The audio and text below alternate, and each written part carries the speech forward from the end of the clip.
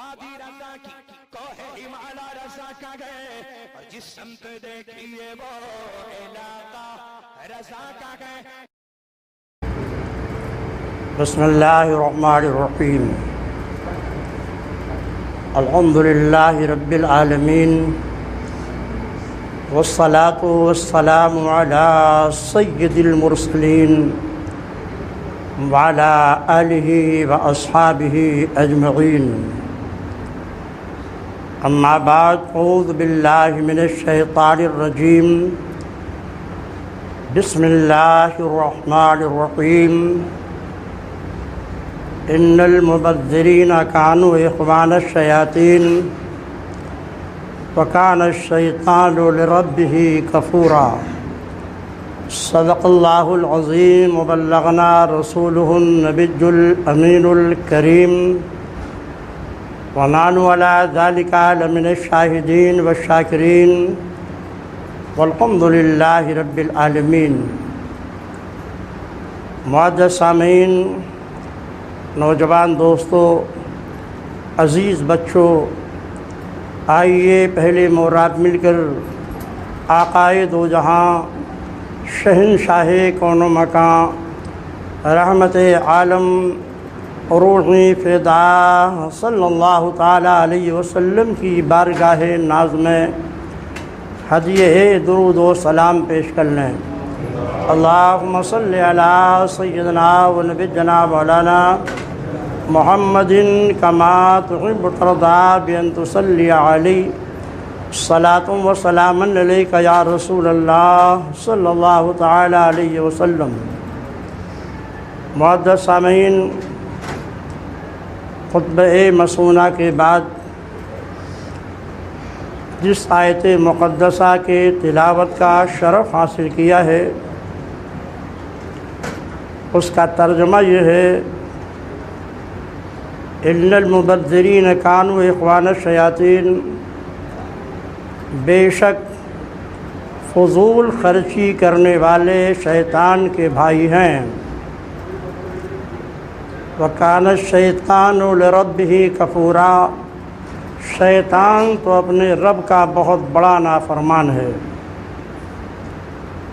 معزز سامعین، آج کے تھوڑے سے مختصر سے وقت میں آج کی شادی اور اس میں غیر اسلامی جو مراسم داخل ہو گئے ہیں، انہی کے تعلق سے کچھ باتیں عرض کرنی ہے، اس امید کے ساتھ کہ پروردگار عالم ہمیں اور آپ سب کو اس پر عمل کرنے کی توفیق عطا فرمائے. خصوصاً میرا خطاب ان نوجوانوں سے ہے جنہیں مستقبل میں شادی کرنا ہے، کیونکہ جب ان کے گارجین سے پوچھا جاتا ہے کہ ناجائز امور نکاح میں کیسے آگے، تو کہتے ہیں کیا کریں، بچے نہیں مانے لے کر چلے آئے. حالانکہ ایک بہانہ ہوتا ہے، وہ کون سا لائق ولد ہے اور بچہ ہے جو اپنے والد اور اپنے ماں کی بات نہ مانے؟ ایسا شاید ہی کہیں ہوتا ہے. معزز سامعین، پہلے تو آپ یہ سمجھ لیں کہ نکاح نام کس چیز کا ہے. نکاح میں کیا چیزیں رکن ہیں جن کے بغیر نکاح نہیں ہوگا؟ نکاح میں کیا چیزیں شرط ہیں کہ ان کے بغیر نکاح نہیں ہوگا؟ نکاح میں جو رکن ہیں وہ ہیں ایجاب اور قبول. میاں اور بیوی میں جو شخص پہلے بولے گا اس کو شریعت کے اصطلاح میں ایجاب کہا جاتا ہے، اور جو اس کے جواب میں بولے گا شریعت کی اصطلاح میں اسے قبول کہا جاتا ہے.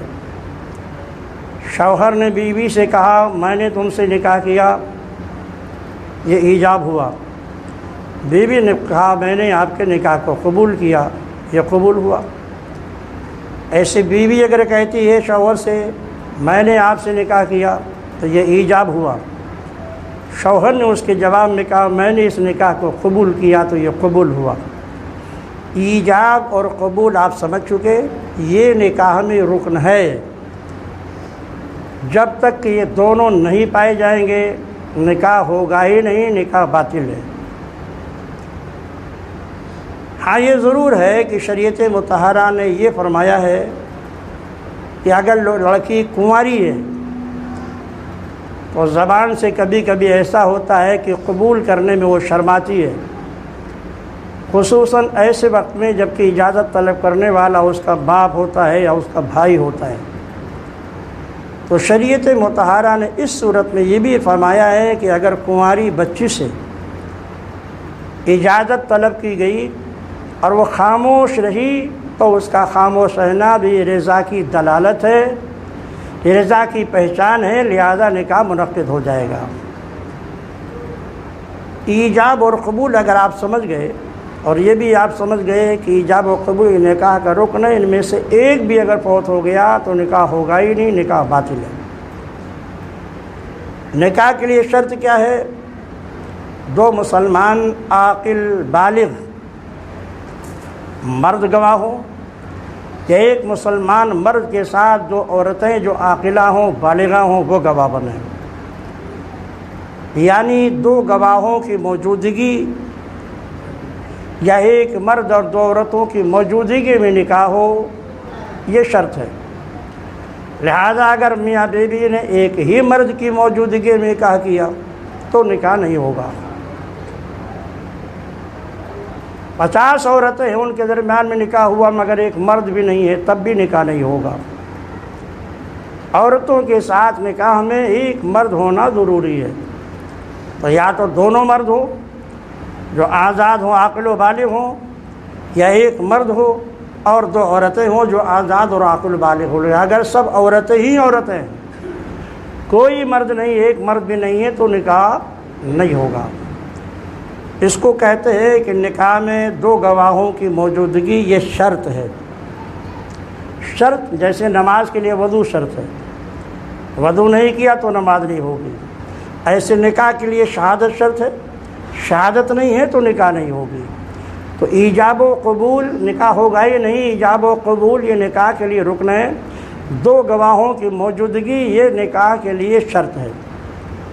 اور بس اسلام میں انعقاد نکاح کے لیے بس اتنی باتیں ضروری ہیں۔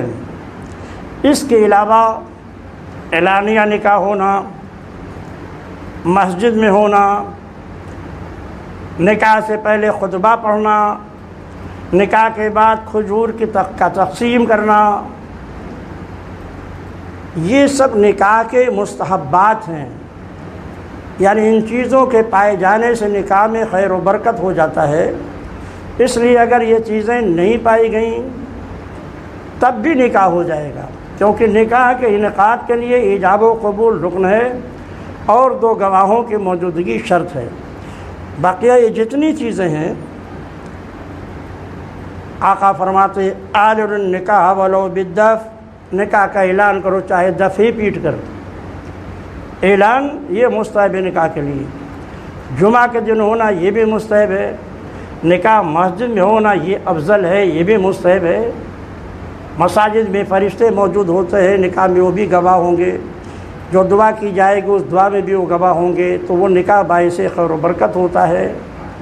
آقا کائنات صلی اللہ علیہ وسلم نے حضرت فاطمہ و علی کے نکاح کے بعد کھجوریں تقسیم فرمائیں، لٹائیں آپ نے، یہ بھی مستحب ہے۔ معزز سامعین، میں نے جس آیت مقدسہ کو تلاوت کی ہے اس کا ترجمہ یہ ہے کہ ان المبذرین کانوا اخوان الشیاطین، جو لوگ فضول خرچی کرتے ہیں وہ شیطان کے بھائی ہیں۔ فضول خرچی کیا ہے؟ کیا تعریف ہے فضول خرچی کی؟ تبذیر ایک عربی لفظ ہے جس سے مبذرین بنا ہے۔ قرآن نے دوسری جگہ فرمایا وَلَا تُسْرِفُوا إِنَّ اللَّهَ لَا يُحِبُّ الْمُسْرِفِينَ، فضول خرچی مت کرو، اللہ فضول خرچی کرنے والوں کو دوست نہیں رکھتا۔ کیا ہے فضول خرچی؟ آپ اپنی دولت کو، اپنے پیسے کو بے مقصد چیزوں میں خرچ کریں گے یا ناجائز امور پہ خرچ کریں گے، وہ سارا پیسہ آپ کا اسراف اور فضول خرچی میں داخل ہوگا۔ جو شرعاً ناجائز ہے، حرام ہے۔ بارات میں گاجا باجا لانا، ہزاروں روپے اس پہ برباد کرنا، قرآن کی اس آیت کے ارشاد کی روشنی میں ناجائز ہے۔ گاجا باجا کی شریعت اسلامیہ میں کوئی حیثیت نہیں ہے، اس لیے جو لوگ شادی بیاہ میں گاجا و باجا لے کر کے آتے ہیں وہ ناجائز امر کا ارتکاب کرتے ہیں، اور اس پر جتنا بھی پیسہ خرچ کریں گے وہ سب تبذیر ہے، اسراف ہے، جو ناجائز و حرام ہے۔ اسی طرح آتش بازی، پٹاخوں کا داغنا، شریعت میں اس کی کوئی اصل نہیں ہے، اس لیے جو پیسہ آپ کا آتش بازی اور پٹاخے میں ختم ہو برباد ہوگا یہ سب اسراف ہے، فضول خرچی ہے، شریعت میں ناجائز و حرام ہے۔ اب جدید زمانے میں ویڈیو گرافی کا بھی ایک دور چل گیا ہے، برہنہ عورتیں ہیں ان کی تصویریں لی جا رہی ہیں، مردوں کی تصویریں لی جا رہی ہیں۔ اولاً تو ایسا لباسی پہننا عورتوں کے لیے ناجائز و حرام ہے کہ ان کے جسم کا کوئی حصہ جسے شریعت نے چھپانے کا حکم دیا ہے کھلا ہو۔ آپ بارات میں جائیں تو آپ کا سر شرم سے نیچے جھک جائے گا، مگر ان عورتوں کو شرم نہیں آئے گا، ان نوجوان بچیوں کو تو اپنے جسم کے اس حصے کو کھول کر کے اور دھڑا دھڑ تصویریں کھینچ رہی ہیں، کھنچوا رہی ہیں، جس کو شریعت نے ناجائز و حرام قرار دیا۔ اس لیے ویڈیو گرافی پر جو بھی پیسہ خرچ ہوگا یہ سب شریعت کے اندر میں اسراف ہے، فضول خرچی ہے، ناجائز و حرام ہے۔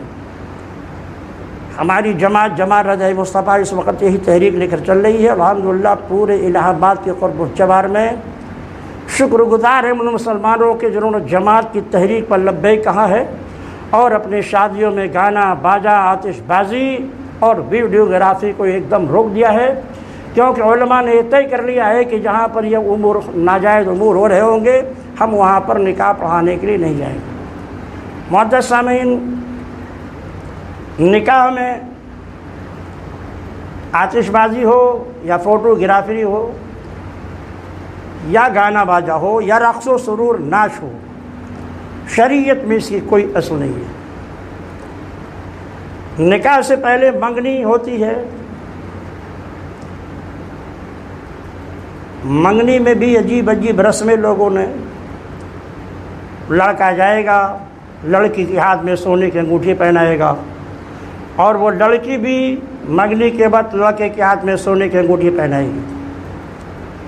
ایک بات شریعت کا اصول آپ دماغ میں بٹھا لیں، جب تک کہ نکاح نہیں ہوا ہے اس وقت تک کہ وہ میاں اور بیوی جو بعد میں ہونے والے ہیں وہ دونوں ایک دوسرے کے لیے اجنبی ہیں۔ نہ تو لڑکے کو اس لڑکی کے ہاتھ کو چھونا جائز، نہ اس لڑکی کو اس لڑکے کا ہاتھ چھونا جائز، کیونکہ ابھی نکاح نہیں ہوا ہے۔ منگنی وعدہ نکاح کو کہا جاتا ہے، نکاح کو نہیں۔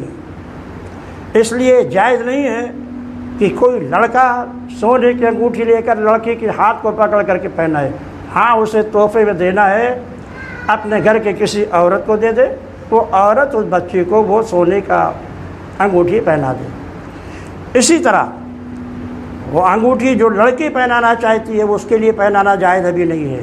وہ اپنے شوہر کو دینا چاہتے ہونے والے شوہر کو تو اپنے گھر کے کسی گارجین کو دے دے، وہ اس کو دے دے، وہ پہنے گا نہیں، کیونکہ سونے کا انگوٹھی پہننا مردوں کے لیے جائز نہیں۔ ہاں وہ رکھ سکتا ہے، بیچ کر اپنے مصرف میں استعمال کرے، یا اسے رکھ کے رہے، جب اس کا نکاح ہو جائے اس کی بیوی رخصت ہو کر آئے تو اسے دے دے، یا اپنے بہنوں اور ماؤں کو دے دے۔ اس لیے منگنی میں جو یہ خرافات ہوتا ہے یہ بھی شرعاً جائز نہیں ہے، کیونکہ ابھی وہ دونوں ایک دوسرے کے لیے اجنبی ہیں، جب تک ایجاب و قبول نہیں ہو جائے گا۔ نہ اس کی اجازت ہے کہ منگنی ہو جانے کے بعد میاں جو ہونے والا شوہر ہونے والی بیوی موبائل پر دھڑا دھڑ بات شروع کر دیں۔ اجنبی ہے بھی وہ شوہر، اس لیے موبائل پر بات کرنے کی بلا ضرورت شرعی اجازت نہیں ہے۔ اور معزز سامعین، ہاں شریعت نے یہ لڑکے کو حق دیا ہے کہ ہونے والی منگیتر کو، ہونے والی بیوی کو ایک نظر دیکھ لے۔ حدیث مقدس ہے، اس سے محبت میں دونوں کے اضافہ ہوتا ہے۔ انصار کو مخاطب کر کے سرکار نے ارشاد فرمایا شادی سے پہلے اپنی بیوی کا چہرہ دیکھ لو، کیونکہ آنکھوں میں کچھ عیب ہوتا ہے۔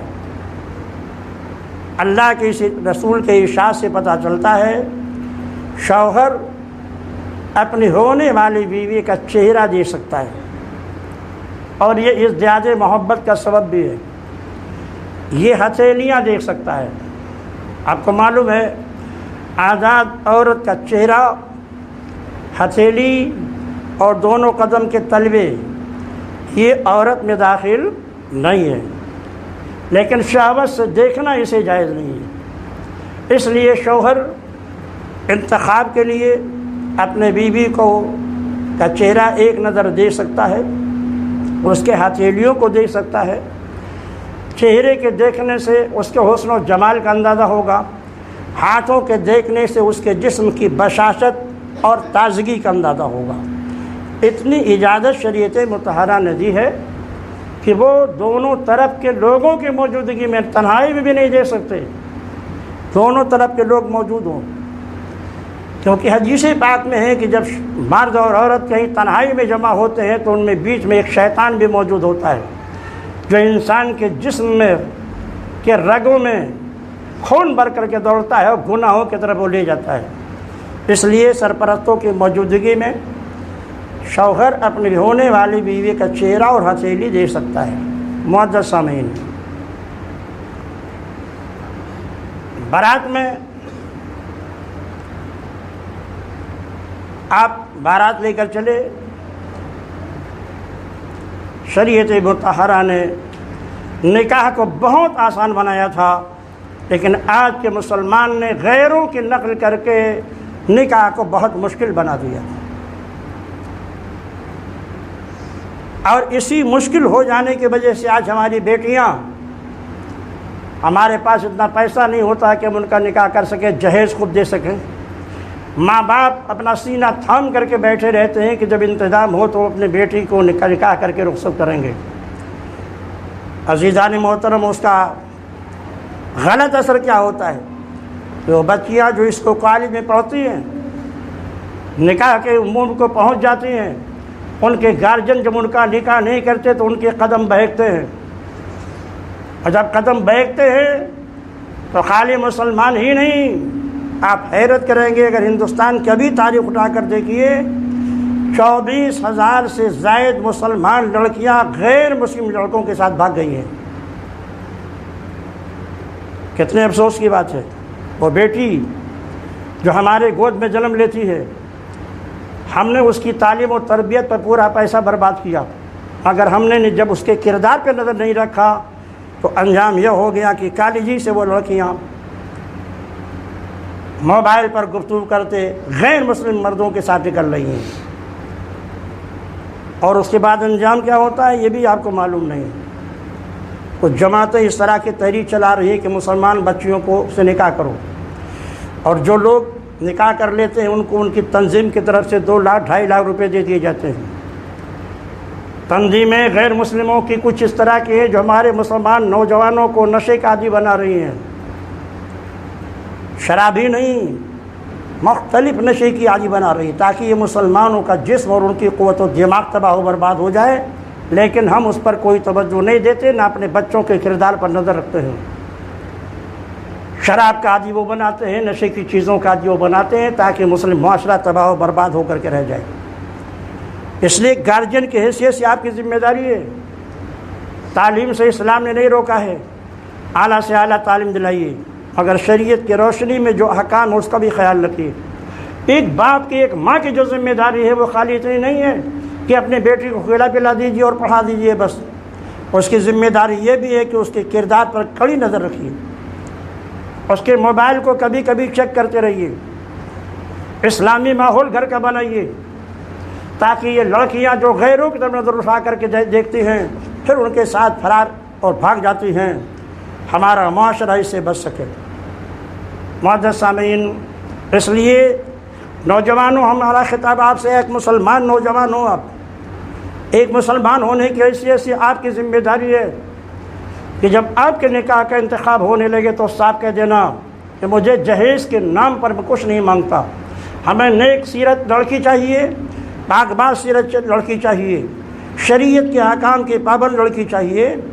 آپ کچھ دیں گے تو بھی ہم اس کو انتخاب کر لیں گے، نہیں دیں گے تو بھی ہمیں کوئی شکایت نہیں ہوگی، اس لیے کہ شریعت نے آقائے کائنات کی زندگی اٹھا کر آپ دیکھیں، 4 بیٹیاں تھیں، زینب، رقیہ، ام کلثوم، فاطمہ۔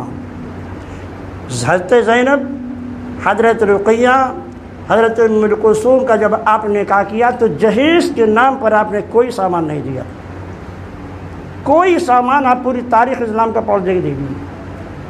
ہاں حضرت فاطمہ، کیونکہ مولا علی کا کوئی مکان نہیں تھا، ان کی پرورش اللہ کے نبی نے کی تھی، نبی کے گھر میں رہا کرتے تھے، تو چند ضروری سامان جو زندگی کے گزارنے کے لیے بہت ضروری ہے،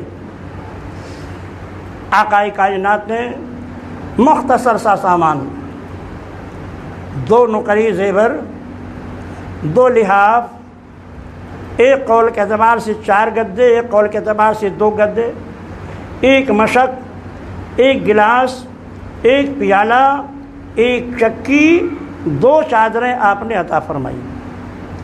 آقا نے دیا، علی نے لیا۔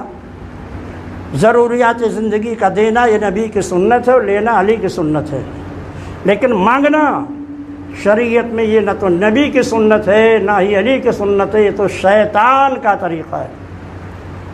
اس لیے شادی کے وقت مانگنے کی کوشش مت کرنا، جو مل جائے خدا کا شکر ادا کرو۔ حدیث شریف میں ہے کہ جب نکاح مال کی لالچ میں کیا جاتا ہے تو اللہ ان کے غربت کو بڑھا دیتا ہے، اور جب نکاح دینداری کی لالچ میں کیا جاتا ہے تو اللہ اپنے فضل سے انہیں غنی بنا دیتا ہے، ان کے غربت کو دور کر دیتا ہے۔ اس لیے کبھی بھی حسن و جمال کو ترجیح مت دو، دینداری کو ترجیح دو۔ آقا ارشاد فرماتے تنکح المرأۃ لأربع لمالها ولجمالها ولحسبها فاظفر بذات الدین تربت یداک۔ چاروں میں دینداری کو ترجیح دو۔ دیندار بچی آئے گی، اس کے نسل سے تمہاری اولاد پیدا ہوگی، دین کے خادمین پیدا ہوں گے، دین کے کمانڈر پیدا ہوں گے، دین کے مجاہدین پیدا ہوں گے۔ اس لیے نیک بچی کا انتخاب کیا جائے۔ معزز سامعین، دکھاوے سے بچا جائے، کسی چیز کا مطالبہ نہ کیا جائے۔ آپ کو اگر اپنے داماد یا اپنی بیٹی کو کچھ دینا ہے تو دکھاوا نہ کیجیے، دکھاوا اور نمو شریعت کو پسند نہیں۔ خاموش طریقے سے آپ اپنے داماد کی مدد کر دیجیے تاکہ اپنے معاشرے، اپنی معاشی حالت کو سدھار لے، تاکہ آپ کی بیٹی جا کر وہاں آرام کرے۔ محترم سامعین، آنے والا زمانہ آپ کے لیے انتہائی خطرناک آ رہا ہے۔ دعا کیجیے کہ اللہ تبارک و تعالیٰ ان خطرناکیوں سے اور پریشانیوں سے پوری قوم کو ہمارے محفوظ کر دے، اور ہمارے بہن بیٹیوں کی عزت و آبرو کی اور جان و مال کی حفاظت ہو۔ ان ظالموں کا جو آئندہ منصوبہ ہے وہ انتہائی خطرناک ہے۔ ہم علماء اس سے اچھی طرح واقف ہیں، اسی لیے ہم نے اپنی جماعت کو اسی کام میں لگا رکھا ہے۔ نینی کے پار سارے بیلٹ میں یہ بات منشور ہو گئی ہے کہ علماء نکاح نہیں پڑھائیں گے۔ بھارت جن کی طرف بھی یہ بات مشہور ہو گئی ہے۔ چند دن پہلے ابھی ہم نے موئمہ اور سراؤں میں پروگرام کیا، وہاں پر علماء کی میٹنگیں کی، دانشوروں کو بلایا، متبیان مسجد کو بلایا، وہاں پر بھی سب لوگوں نے اس پر آمنا و صدقنا کہا، اور سب اس کے لیے تیار ہیں۔ اس لیے عزیزو، آپ سے گزارش ہے کہ آج مسلمان ہونے کے حیثیت سے اپنی ذمہ داری کو محسوس کیجیے۔ آپ کی دلہن رخصت ہو کر کے آئے آپ کے گھر، اسلامی جو طریقہ ہے اس طریقے سے ماں باپ کو یہ چاہیے۔ آقا نے جب حضرت فاطمہ مولا علی کو حضرت مولا علی کے ساتھ رخصت کیا، دونوں کو سامنے کھڑا کیا، پانی پہ قل اعوذ برب الفلق پڑھا، قل اعوذ برب الناس پڑھا، پانی پہ دم کیا، علی سے کہا تم بھی پی لو، فاطمہ سے کہا تم بھی پی لو۔ تھوڑا تھوڑا پانی انہوں نے پیا، اور جو پانی بچا ان کے چہرے پہ اللہ کے رسول نے برکت کے لیے چھڑک دیا اور دعا دی، اللہ فاطمہ اور علی تمہارے ذریت کو شیطان سے محفوظ فرمائے۔ اپنے بچیوں کو رخصت کیجئے، یہ دعا دے کر اللہ تمہیں دنیا کی ہر پریشانی سے محفوظ فرمائے اور میاں بیوی دونوں الفت و محبت کے ساتھ زندگی گزاریں۔ دلہن آپ کی آئے، بابود ہو کر آپ جائیے سہاگ کے کمرے میں، پہلے 2 رکعت نماز شکرانہ ادا کیجیے۔ نماز شکرانہ ادا کرنے کے بعد دعا مانگیے، اللہ تیرا شکر ہے کہ آج تو نے ہمارا ایمان مکمل کر دیا، کیونکہ نکاح ہو نصف الایمان، آقا نے فرمایا نکاح آدھا ایمان ہے۔ اے اللہ تیرا شکر ہے، اب اگر اس عورت میں کوئی شر ہے، کوئی برائی ہے تو اس شر کو ہم سے ہٹا دے اور ہمیں اس سے ہٹا دے، اور ہمارے اور دونوں کے درمیان الفت و محبت پیدا فرما دے، اور ہم دونوں کے رزق میں اور اولاد میں کثرت اور برکت عطا فرما دے۔ اسی طرح نماز لڑکی بھی پڑھے، پڑھنے کے بعد وہ بھی یہی دعا مانگے، اے اللہ اگر میرے شوہر میں کوئی شر ہے، کوئی خرابی ہے تو مجھ سے اس سے محفوظ کر دے اور اس کو مجھ سے محفوظ کر دے، ہم دونوں کے دلوں میں الفت و محبت پیدا فرما دے، ہماری نسلوں سے جن کے خادمین اور سچے پکے مسلمان پیدا فرما۔ محترم سامعین، اسلام کو جو طریقہ ہے اس کو اپنائیے۔ رت جگہ کے نام پر عورتیں کیا خرافات کرتی ہیں، آپ کو بتانے کی ضرورت ہے، پتہ نہیں آپ کے یہاں ہوتا ہے کہ نہیں ہوتا ہے، لیکن دیہاتوں میں رت جگہ کے نام پر جو خرافات عورتیں مناتی ہیں وہ اس سے بھی آپ سن کر کے شرما جائیں گے۔ ڈھولک بھی بج رہے ہیں، عورتیں ناچ بھی رہی ہیں، ان کے گانے بھی گا رہی ہیں، ان کی آواز دوسروں تک پہنچ بھی رہی ہے، اور کی آواز عورت ہے۔ ڈھولک بجانا بھی ناجائز، ناچنا بھی ناجائز، ان کی آواز کا غیر محرم مردوں تک پہنچنا بھی ناجائز۔ آپ اس رات جب گلگلا بناتے ہیں اپنے احباب کو تقسیم کرنے کے لیے زنانہ میلاد رکھ دیجئے، مردوں کی میلاد رکھ دیجئے، تاکہ آپ کے گھر میں خیر و برکت کا نزول بھی ہوتا رہے، اور آنے والی دلہن بہت ساری برکتیں لے کر آپ کے گھر میں آئے۔ اس لیے وہ سب بھی بند کیجئے، شریعت کے روشنی میں یا تو مردوں کا میلاد رکھ دیجئے اس دن، یا زنانہ میلاد رکھ دیجئے۔ اللہ تبارک و تعالی ہمارے معاشرے کو ناجائز امور سے پاک و صاف فرمائے، اور ہمارے آئندہ نسلوں کو ان گناہ کے کاموں سے محفوظ فرمائے۔ جن حضرات کے سنت باقی ہیں عطا فرما لیں، وما علینا الا البلاغ۔